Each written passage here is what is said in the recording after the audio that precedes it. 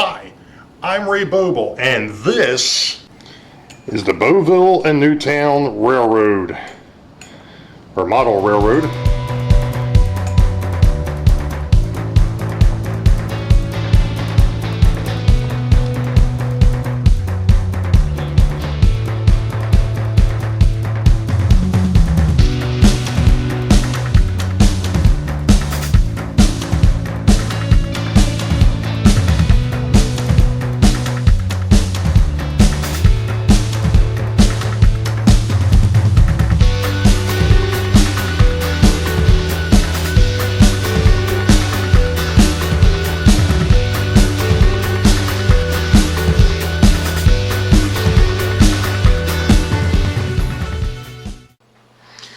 Well, hello track gang, and welcome to vlog 29 for 2021. It happens to be August the 1st of 2021. I'm hoping that this holds up because I forgot to put the camera on charge after I got finished messing around last night on finishing up vlog 28. But anyway, I've got something I want to show you. I told you I was going to start running a new ops session with the trains, but there's something that I need to show you all. So let's go out here and take a look. Well, basically what's going on here is the fact that the tank train has gotten, and I knew that was going to happen. For whatever reason, this New York Central Mantua does not like the crossovers. Anyway, the tank train has gained 2 cars. Let's see if we can do it this way. That one is the one I picked up online. That's the Jack Frost, and then there's the Dow 6-dome tank car. So now there are 1, 2, 3, 4, 5, 6, 7, 8, 9, 10, 11, 12, 13, 14, 15, 16, 17 tank cars on the tank train. So that's a pretty decent train, I think. So when I get to the mixed manifests, which are coming up, we'll bring the camera back on. So we'll be back.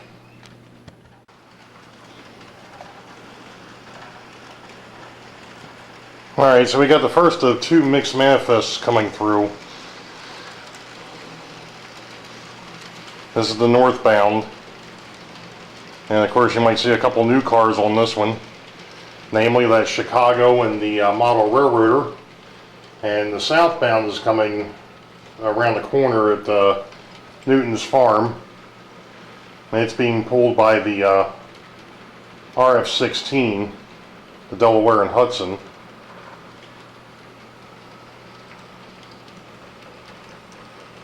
And I don't think that there's anything new really on this one here, except for the fact that it's a mixed manifest.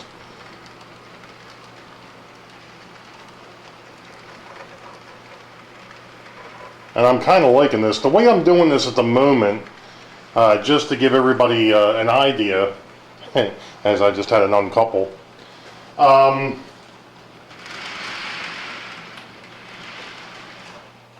still got issues, I think, with this Western Maryland boxcar, it looks like. I'll have to take him back off. But the way it's working right now is I've just got the car cards in an order to which I want to build up the train. So that's kind of what's happening at the moment. Okay. So last night I ended up, and I'm sorry if this is shaking, I'm actually trying to steady the camera against the Oompa Loompa closet, as I call it. It happens to be the little closet that sits next to the steps as you come down the stairs. Anyway, there's a reason. I had an interesting little issue last night after I ran the mixed freight. I ended up with a set of trucks sitting on the inbound to Harrisburg Yard. And I was like, where the heck did they come from? Well, where they came from was the Sinclair tank car. Apparently, somehow or other, the screw that held the truck in came out. And what's really interesting is the fact that the tank car made it 70 feet from where the screw came out to where I actually ended up taking it off the layout. So it never derailed, and I just went back and looked at the video from last night to see if I could tell if the tank car had actually, if the tank car had actually, that the truck had actually moved underneath of the tank car. It never did. So I'm going to show you here in a minute where the screw came out, and we'll follow that path. And like Jason was telling, because I had told the Sidetrack Sony guys about it, I guess I've got some really good track work. So give me a second here and we'll swing and take a look and see where this thing came from. So this morning I found said screw here underneath the city, and we're going to follow the inner loop. Okay, so you finished off on one corner, you've had to hit a second corner, now you've had to hit a third corner across the bridge, not the Central Valley Model Works bridge, but the other one, this corner, and by the way, a couple of turnouts over there and a crossover here, that turnout, then the snake across yet another turnout, and then another turnout, around another corner, around this corner, around these two corners, across that turnout, and where I found the truck is about where the Pennsylvania locomotive is sitting. Now, I don't know how well this is going to show up, but there is said tank car with the truck. Next to the truck is said screw. I have no idea how that truck stayed underneath of that car. This is not a NMRA weighted car. It's a little, maybe a little heavier than normal, but it's not weighted to standard at all. There's nothing on the truck on this side that would actually hold it against the frame of the tank car. So I have no idea how it made it all the way over here from over there. That is one heck of a feat. So, any rate, that's a good one. Okay, so coming north, we've got the Reading pulling another mixed freight, and he's still moving a bit quicker than what I wanted him to. That locomotive runs a little too good. That was only 30%.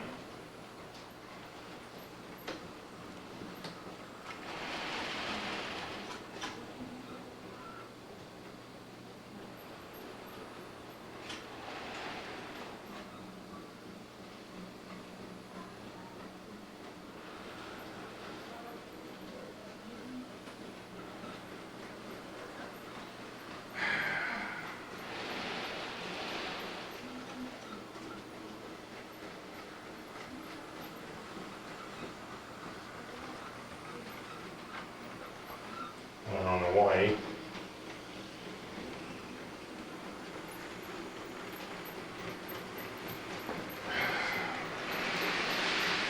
And I think I've got an issue with this Delaware boxcar. I do. It doesn't want to stay coupled. And because he doesn't want to stay coupled, nobody behind him wants to stay coupled.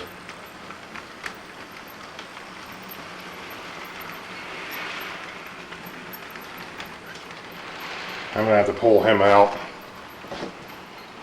It's another car that needs to be worked on. For whatever reason, it looked like it was good, but apparently he's got a problem. I have to pull another, I gotta put another box car there. Now let's see who the next one was supposed to be coming up.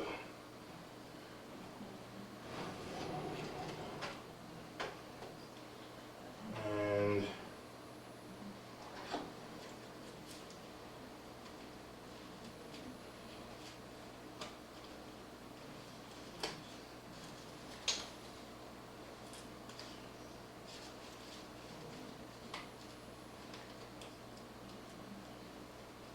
okay, that car had already run. Okay, so I am looking for that one then.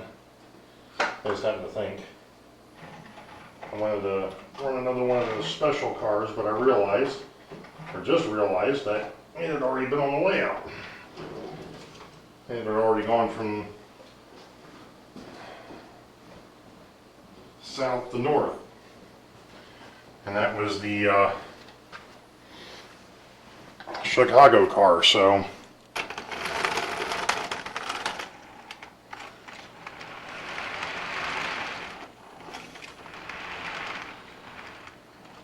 let's see if this works any better. Of course, one thing I am finding, and of course it's probably true of just about any coupler, they do not like to couple on corners. And we'll see if this goes any better now. So there you go. There's the second mixed, another mixed freights 3 and 4.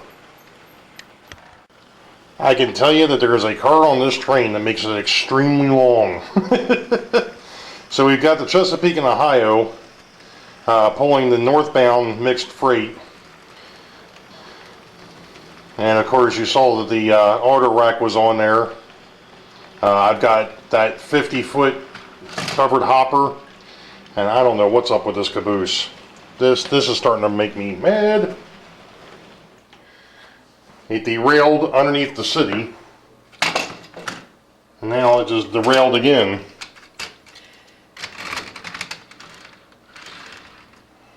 I guess I'm going to go back and take a look at that. I got a feeling it might be sitting just a bit high. The car itself, or the caboose itself. I'm not sure why. But, alright, let me go ahead and get him moving again.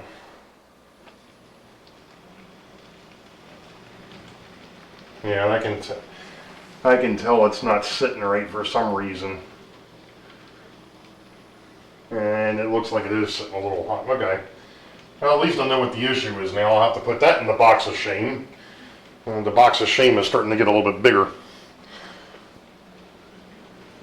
Because I've got a locomotive sitting over there now. I've got a couple of freight cars.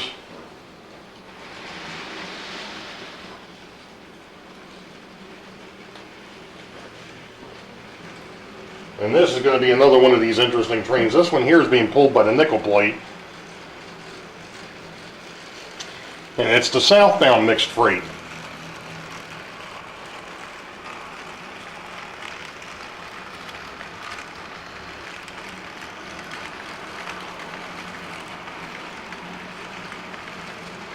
Really nothing special on this train. So, there you go. Okay, so I've caused myself a little bit of a, I don't know how I want to put this, a little bit of a conundrum maybe, with changing things up as I have.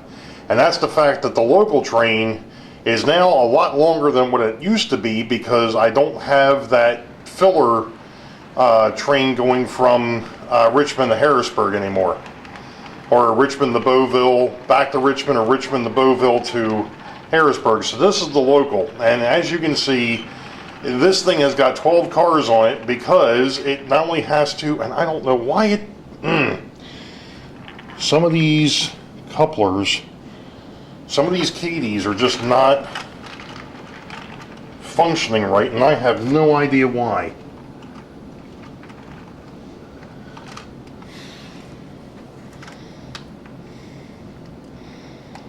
Well, that's another problem. That was probably because of the fact that I just knocked it off the truck not that long ago.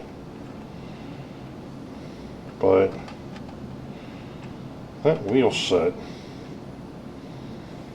on this car seems to be a little flaky.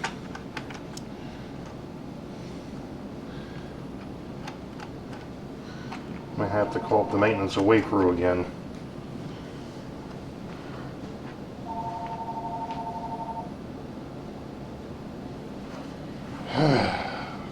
Freaking spam calls.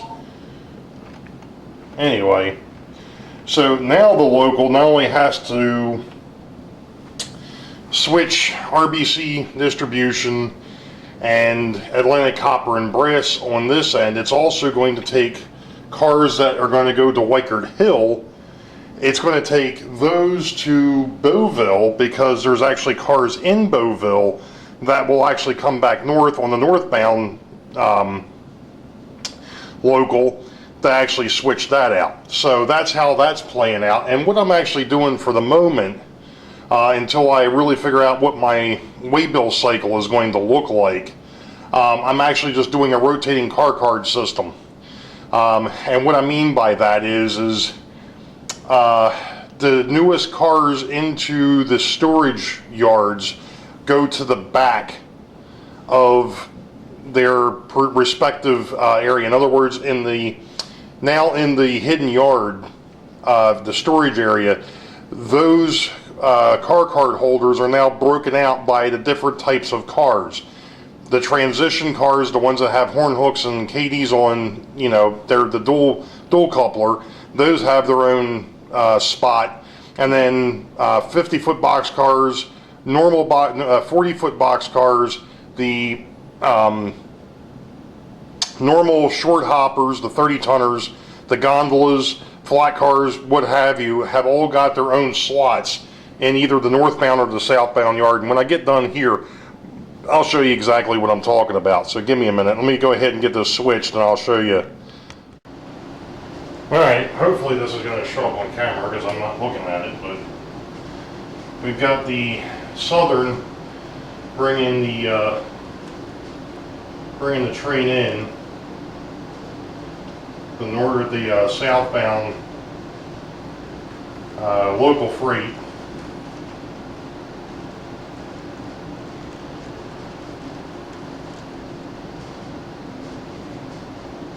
And this is going to be one of those times that, because of how, well, at least this one, I'm not sure if I'm going to make them all like this.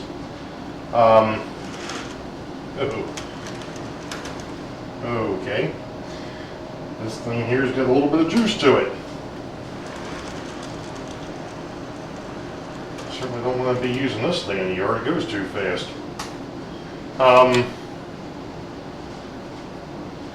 This is a long train. And it's actually hanging off onto the main, which is not obviously ideal.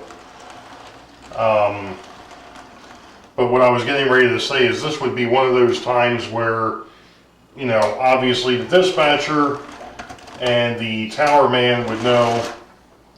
I don't know why that decided it wanted to jump there.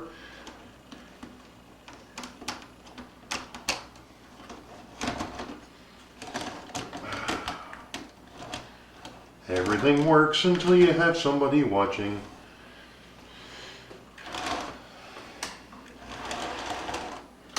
Now I know I switched that switch. It shouldn't be going into the car barn there. Alright. Okay, so I've now got this long train that I have to deal with coming into the yard, and I'm going to try and pan this over just a little bit so you can see over here where the caboose is. That is actually outside the yard limit. And there's not much I can do about that. Like I said, considering the fact that what I'm going to be having to do is I have to be bringing 5 cars in that will eventually go north for Weichert Industrial. So those 5 cars have to come in. I've got the 6 cars from RBC Distribution that come in. And then I've got the 2 cars from Atlantic Copper and Brass that come in. So, you know, you do the math. That's 2 cars from ABC or ACB, 6 cars from RBC, that's 8, plus the 5 cars that have to go back north, it's 13 cars. So, you know, and I've got the room in the yard for it. That's not the issue. The issue is the fact that, like I said, right now I'm outside the yard limits, which is just something I'm going to have to deal with, and the dispatcher is going to have to be aware of. That obviously when the local's doing its switching, at least going southbound, there is the possibility it's going to tie up the main. So I'm going to go ahead. I'm not going to bore you all with the switching moves here in Boeville because, well, number one, I'm trying to keep this somewhat secret because the guy that works this yard is going to have to be thinking ahead. Unlike the 2 hidden yards, you don't have to do, well, you still have to think about what you're doing back there, but you don't have to, you're not using a locomotive to move things around. You're using 5-finger mic. So I'm going to go ahead and do the switching moves in Boeville, and I'm going to get set up for the northbound, and we'll pick it back up there. Okay, so with the way that this is going to work now, I have a 15-car northbound that is going to leave the yard, and it's going to go up to Weichert Hill and switch the industries up there, but not yet because we have to run the northbound passenger, or I'm sorry, the southbound passenger through first, and then we can do the northbound freight and then the other northbound passenger. So we'll be back. Folks, I can tell you one thing, and that is the fact that by doing these mixed freights, I have got some long trains going now. So coming south, I'm going to fix that. Apparently I didn't.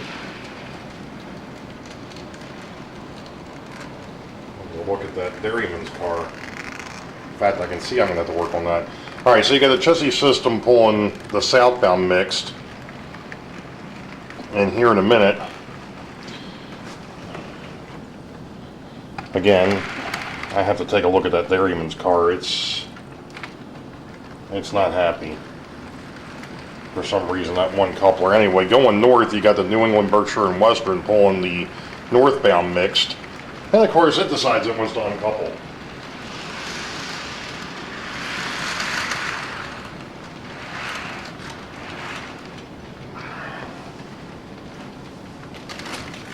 Go over the KDs, they work so much better.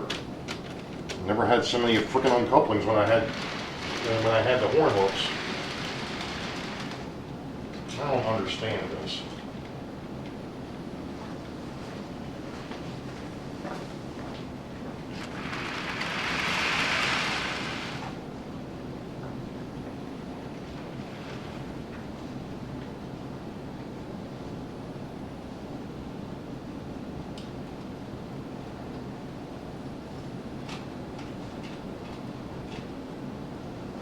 Of course, it could just be the way that some of these are set up, but still, I haven't had this much trouble until I started deciding to do mixed freights. But anyway, so that's the next two. That was actually number 7. So, okay, so now we're on to mixed freight south number 8. And I think I've got a flat car that's been giving me issues here. Here we go. At least for the moment. I think what it is yeah, that's what I thought it was. I know what the issue is there. when I was doing the when I was doing these before, when I was doing the flat cars before, I was going short car, long car, short car, long car. And when I put this particular train together, I put 2 long cars back to back, and it don't like it. So, and I just noticed it. So, note to self: even on the mixed freights, make sure you're separating the short cars from the long cars, because if you don't, you're gonna have a problem. And it's because of the fact that some of these are body mount couplers and some of these are truck mount couplers, and they're not playing nicely with each other. And those are still horn hooks, as we know, because the flat cars were never converted. Alright, so now we got the Atlantic Coast pulling the northbound mixed. And this Hormel freaking car. First, it was the B unit that was giving me issues where it didn't want to stay connected. Now this Hormel car doesn't want to stay connected, and I think I see why. This is another one of those ones where the coupler height is not right.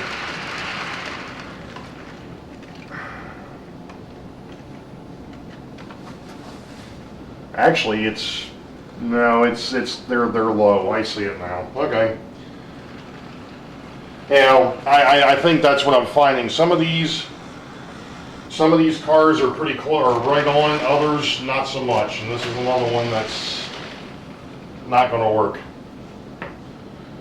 And I did the same thing on the northbound. I got two long flat cars right back to back, and that's not happy.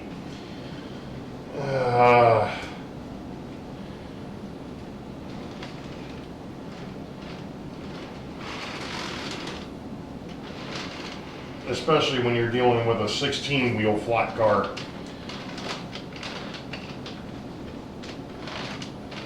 And if you're not familiar, that's an 8-axle.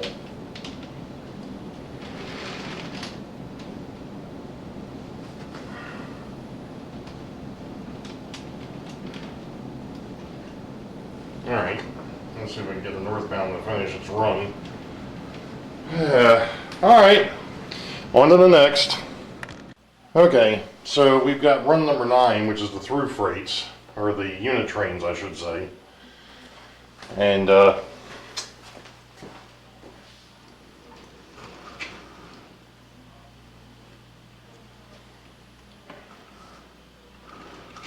it's right over top of the feeder. What the heck is going on now?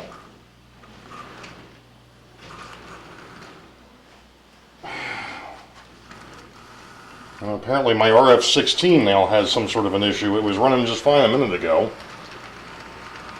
So anyway, it's got the northbound cold drag. And going southbound once it gets here is the New York Central pulling the what I call the chemical train. So if Jack is watching, this would probably be his favorite train.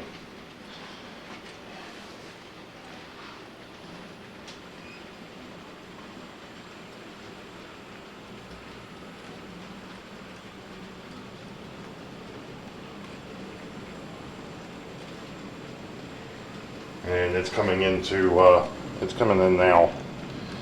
So here you go, you got the New York Central, and behind that you got the Jack Frost sugarcane car, which I just picked up not that long ago.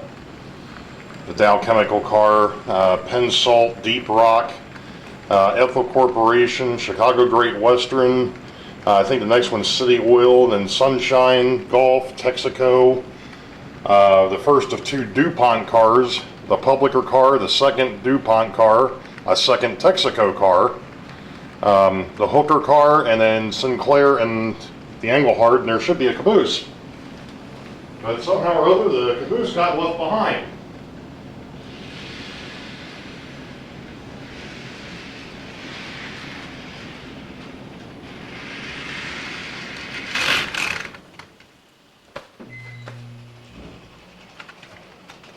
And I tell you what, if my electric company doesn't figure their crap out here real shortly, I'm going to be really mad.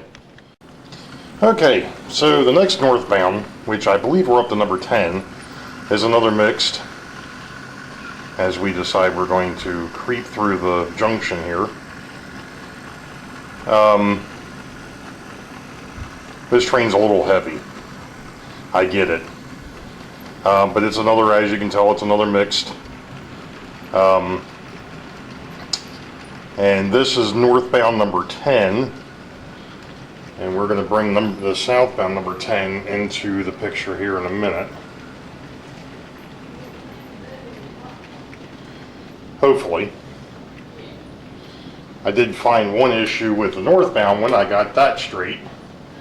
So now we're going to go ahead and see if we can get the southbound to play nice. And this one I know is going to be a bit tight. This is going to be interesting to see if it makes it around the S's the way I've got it set up. But we'll see. Because I know I can't put too short of a car close to this, but I can't put too long of a car next to it either. But I think it looks like we're going to make it. It's tight. So as you can tell, that this is the southbound. This is the chassis pulling it. That's a Bachmann SD40-2.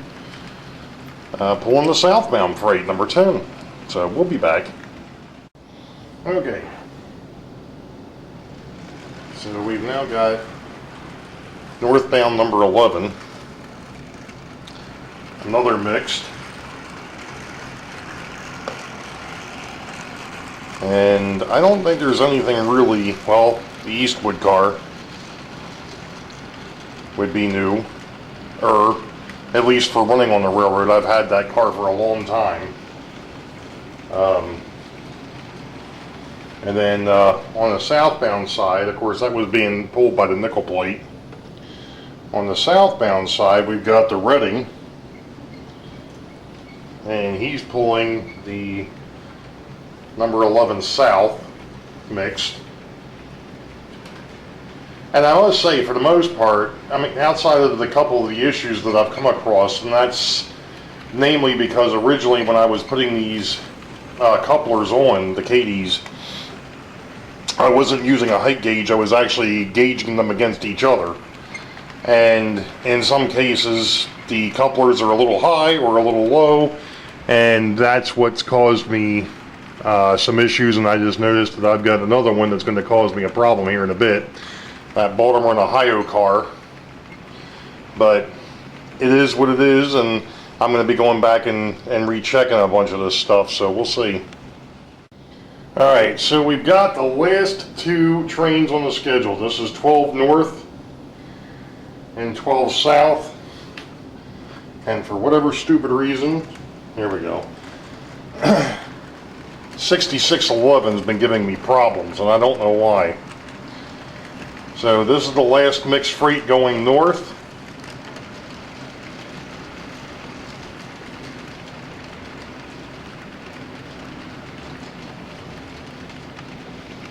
In a minute here, we're going to have mixed freight going south, number 12 South.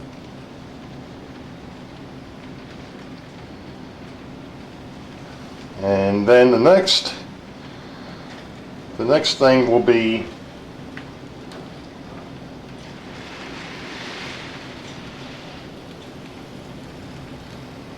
figuring out why I'm having so many issues with these KD couplers, along with actually figuring out what the schedule's actually going to look like.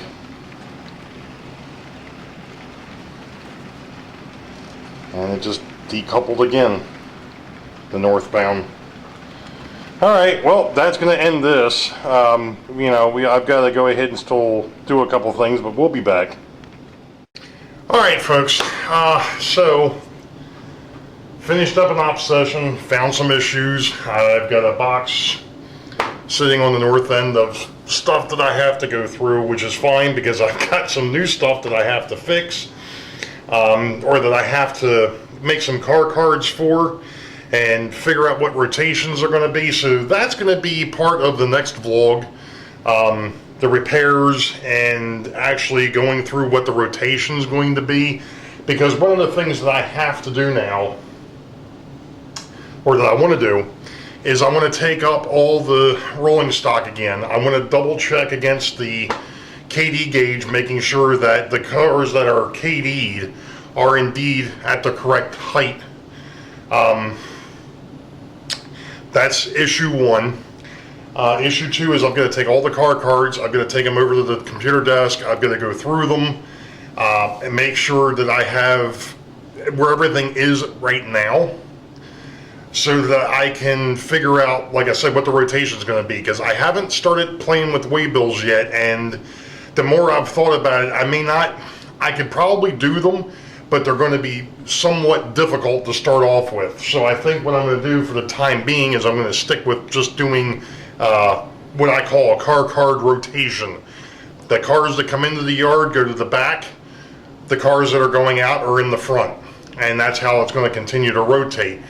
At least for the moment, like I said, I want to take a look at it, see what it looks like on the computer, and see how it plays out. Especially since I've got some new rolling stock to add to the mix. So you all will see that in the next vlog, but you all know the deal. Wait for the highball. Green tracks ahead. We'll catch y'all next time. Be safe. God bless. We'll see ya.